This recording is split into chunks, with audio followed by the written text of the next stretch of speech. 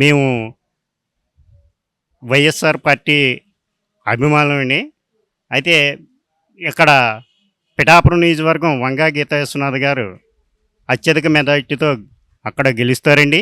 మేము అత్యధిక మెజార్టీతో గెలిపించుకుంటామండి. అలాగే సునీల్ గారిని కూడా అత్యధిక మెజార్టీతో గెలిపించుకుంటామండి. మేమంతా కృషి చేస్తున్నామండి.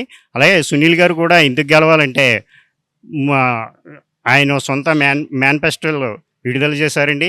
400 గ్రామాలను దత్తత తీసుకుని 400 కోట్లతో అభివృద్ధి చేయడానికి కూడా ఆయన సిద్ధంగా ఉన్నారు సార్. దాన్ని అంతేకాకుండా ఆయన మంచి హృదయం కలవారు, మంచి సౌమ్యుడు, మంచి గుణవంతుడు.